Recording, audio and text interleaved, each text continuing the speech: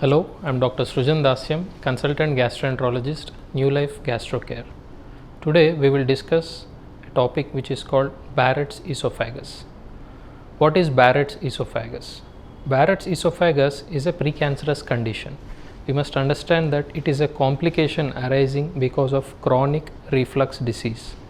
So Barrett's Esophagus is a condition in which the lining of the esophagus, which is called which is a food pipe, the lining of this esophagus is changed into some other lining, which is a intestinal lining. So when it comes to pathological terms, this is called metaplasia or intestinal metaplasia. So Barrett's esophagus is usually diagnosed on a routine surveillance endoscopy or screening endoscopy when a gastroenterologist performs in a routine patient with gastroesophageal reflux disease or chronic reflux. So in which the doctor or gastroenterologist identifies that the normal lining of the esophagus or food pipe, which is usually a pale lining, it is visible as velvety or reddish or a tongue shaped projection above the junction. So here comes the suspicion of Barrett's esophagus. Endoscopically it is different from normal lining of the esophagus. So whenever there is a suspicion of Barrett's esophagus, usually a gastroenterologist takes a specimen or biopsy and tests for pathological examination. So in a pathological examination or a histopathological examination, in a patient with Barrett's esophagus, the normal lining of esophagus is replaced by an intestinal lining, which is called metaplasia. So then it is confirmed that the patient has Barrett's esophagus arising from chronic reflux. So now what is the incidence or how common is Barrett's esophagus? Usually Barrett's esophagus is not very common as gastroesophageal reflux disease.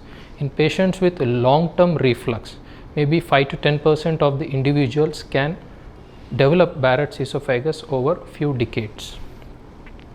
When it comes to endoscopic diagnosis, after confirmation with endoscopy and histology or biopsy examination, what do we do after we diagnose a Barrett's esophagus? So here we must understand few pathological terms. So whenever there is a risk of cancer, the lining of the esophagus changes.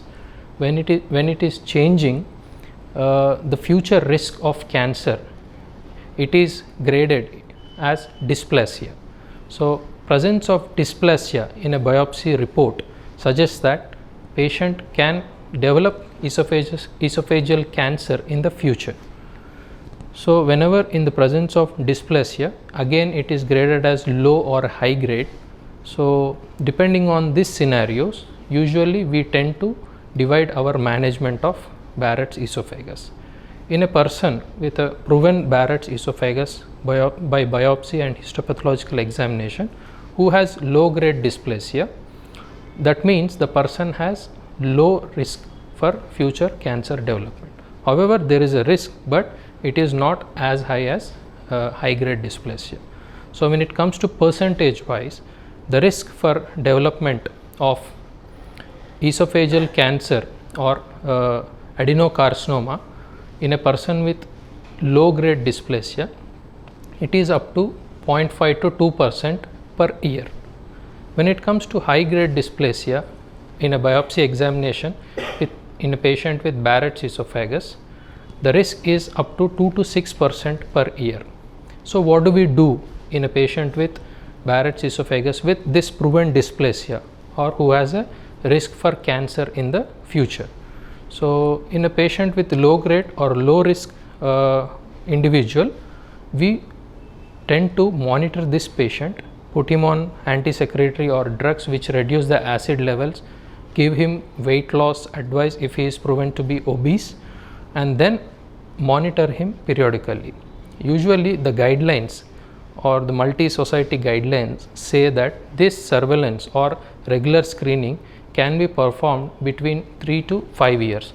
So every 3 to 5 years you perform an endoscopy and see has the risk or as a Barrett's esophagus has progressed or not.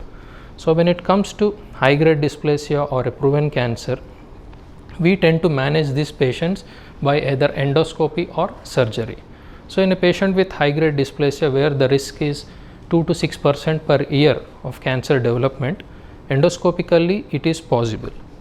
If the disease or if the cancer is limited to the top layer of the esophagus, which is called mucosa. The other deeper layers are submucosa, muscle layers, etc. So, when the cancer is limited to this top or first layer mucosa, endoscopically it can be treated. Even though it is a cancerous condition, it can be treated endoscopically.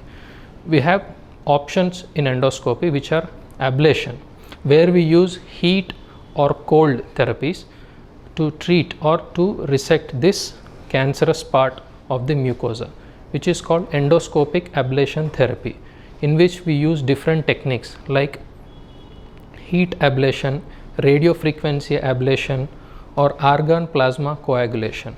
Whereas when it comes to application of cold, we can use cryotherapy.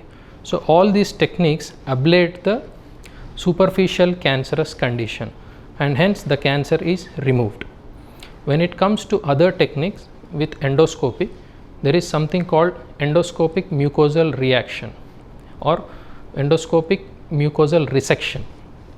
So, in which the top layer or the superficial most layer of the esophagus, which is the mucosal layer which has a cancerous condition, it is resected using special knives. They are resected. So, this has given good response over the period of last few decades in treating the patients with Barrett's esophagus, and long term follow up studies where they have performed endoscopic ablation few years ago and they have monitored after that, they have shown good response.